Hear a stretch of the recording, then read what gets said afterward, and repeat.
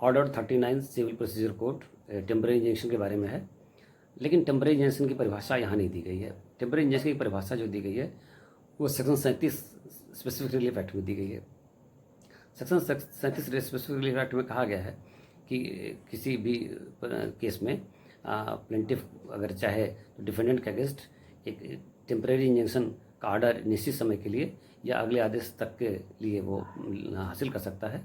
और ये जो आदेश हासिल करेगा वो सीपीसी के ऑर्डर 39 से गवर्न होगा।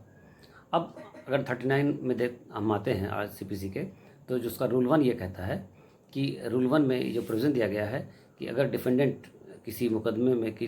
डिग्री पास करा करके किसी प्रॉपर्टी को रॉन्गफुली उसको डिस्पोज ऑफ करना चाहता है, या किसी लेनदार के बकाया को देने से बचने के लिए किसी प्रॉपर्टी को एलिमिनेट करना चाहता है, या प्लेंटिफ जिस प्रॉपर्टी का ओनर हो उससे प्लेंटिफ को बेदखल करना चाहता है, और या फिर उसकी प्रॉपर्टी को डैमेज पहुंचाना चाहता है, ऐसी दशा में प्लेंटिफ को राइट है डिफेंडेंट के अगेंस्ट इंजेक्शन एप्लीकेशन मूव करके और अपने को सिक्योर हो लें और एक टेम्परेरी इंजेक्शन उस मुकदमे में हासिल करने, और न्यायालय उस दशा में अगर उपरोक्त परिस्थितियों में उसको सही पाती है तो अगर प्लेंटिफ ने आपको एफिडेविट के साथ एप्लीकेशन इंजेक्शन एप्लीकेशन दिया है और न्यायालय को उचित समझ में लगता है तो न्यायालय निश्चित समय के लिए या till further order of the court जो भी चाहे टिल फर्दर ऑर्डर वो इंजेक्शन ऑर्डर ग्रांट करेगी प्लेंटिफ के फेवर में। रूल 2 में ये प्रोविज़न है कि अगर डिफेंडेंट कोई कंटिन्यूस ब्रीच ऑफ कॉन्ट्रैक्ट करना चाह रहा है तो उस दशा में भी वो इंटीम इंजेक्शन प्लेंटिफ को राइट ग्रांट करने का लेने का एप्लीकेशन मूव करेगा तो कोर्ट उसको ग्रांट करेगी। रूल 2A में जो प्रोविज़न दिया गया है वो इंजंक्शन के डिसोबीडियंस के बारे में दिया गया है। तो अब रूल 2A के तहत जो लाभ व्यवस्था दी गई है वो ये है कि ऑर्डर 39 रूल 1 और रूल 2 के तहत वो इंजेक्शन अगर ग्रांट करती है कोर्ट और डिफेंडेंट उसको डिसोबे करता है और प्लेंटिफ कोई एप्लीकेशन लेके आता है रूल 2A में, ऑर्डर 39 रूल 2A में, और ये कहता है कि नहीं सब जो इंजेक्शन पास था उसको जानबूझकर इसने डिसोबे किया है, अगर कोर्ट सेटिस्फाइड है तो ऐसी दशा में ऑर्डर 39 रूल 2A के तहत जिसने डिसोबे किया है उस पार्टी को कोर्ट 3 महीने तक के लिए उसको जो है डिटेन कर सकती है सिविल इम्प्रिजनमेंट में, और उसकी प्रॉपर्टी अटैच कर सकती है।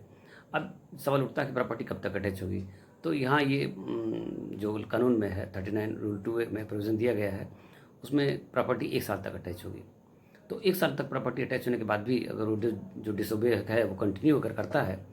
तो जो प्रॉपर्टी अटैच है 1 साल तक के लिए भी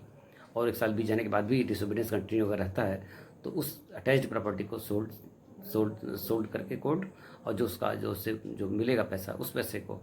जो एग्रीड पर्सन है उसको कॉम्पनसेट करेगी, और जो डिसोबे किया है बाकी पैसा उसको वापस करेगी। ये 39 रूल 2A का ला है। रूल 3 में यह प्रोविजन दिया गया है कि अगर जनरली अगर कोई इंजेक्शन एप्लीकेशन मूव होती है तो डिफेंडेंट को नोटिस इशू होगी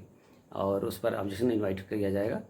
लेकिन अगर कोर्ट को लगता है कि मामला इमीडिएट है, अगर अर्जेंटली सुनवाई करके कोई इंजेक्शन ऑर्डर नहीं पास किया गया तो फिर मैटर फ्रस्ट्रेट कर जाएगा, तो ऐसी दशा में कोर्ट इमीडिएट ऑर्डर पास कर देगी। लेकिन रूल 3 ये कहता है कि अगर ऑर्डर पास करती है, इंजेक्शन ऑर्डर इमीडिएट पास करती है without issuing notice to defendant, then court will issue registered notice of that injection order. तो उस इंजेक्शन ऑर्डर की जो रजिस्टर्ड पोस्ट से इशू नोटिस करेगी कोर्ट रिगार्डिंग इंजेक्शन ऑर्डर, तो उसकी कापी और जो इंजेक्शन एप्लीकेशन उसकी कापी, प्लेंट की कापी, सारी कापी लगा के फिर जिसको एक कापी डिफेंडेंट को इंजेक्शन ऑर्डर के बारे में जाएगी। ये रूल 3 कहता है। और रूल 39 रूल 4 में जो प्रोविजन दिया गया है वो ये खासतौर से इसका मकसद है कि जैसे इंजेक्शन ऑर्डर प्लेंटिफ को बिना डिफेंडेंट के नोटिस जारी किए ग्रांट कर दिया गया। अब डिफेंडेंट को पता चला भाई इंजेक्शन हमारे खिलाफ प्लेंटिफ ने ले लिया है। अब एक्चुअली जो है मैटर ये था कि वो प्लेंटिफ जिस ग्राउंड पे इंजेक्शन लिया था वो सारे ग्राउंड गलत थे। प्लेंटिफ ने गलत स्टेटमेंट दिया और गलत पेपर लगा के और गलत आधार पे इंजेक्शन ले लिया, और डिफेंडेंट आता है और वो कहता है साहब हमको तो नोटिस मिली ही नहीं, बिना हमको नोटिस जारी किए प्लेंटिफ को इंजेक्शन एक तरफा ग्रांट कर दिया गया। और जो प्लेंटिफ कहता है जो अपने एलिगेशन दिए हैं अपने इंजेक्शन एप्लीकेशन में वो सारे गलत हैं, और वो साबित करता है नहीं वो कह के आया है सारे तथ्य गलत हैं, बल्कि मेरे पक्ष में सारे तथ्य हैं। तो अगर कोर्ट को लगता है कि वो कंसीलमेंट ऑफ फैक्ट के साथ और कोई गलत मिसलीडिंग स्टेटमेंट के साथ कोई एप्लीकेशन इंजेक्शन की फाइल की गई थी प्लेंटिफ द्वारा, तो वो इमीडिएटली उसको इंजेक्शन वेकेट कर सकती है या अमेंड कर सकती है ऑर्डर को, जैसा समझे उसको सारा राइट है रूल 4 के तहत, ऑर्डर 39 रूल 4 के तहत। तो ये है डिफेंडेंट को राइट है कि इसमें अगर कोई प्लेंटिफ ने इंजेक्शन गलत तरीके से ले लिया है तो रूल 4 के तहत वो डिफेंडेंट एप्लीकेशन फाइल करेगा, तो वो जो इंजेक्शन प्लेंटिफ को मिला हुआ है वो वेकेट हो जाएगा। ये रूल 4 का प्रोविज़न है।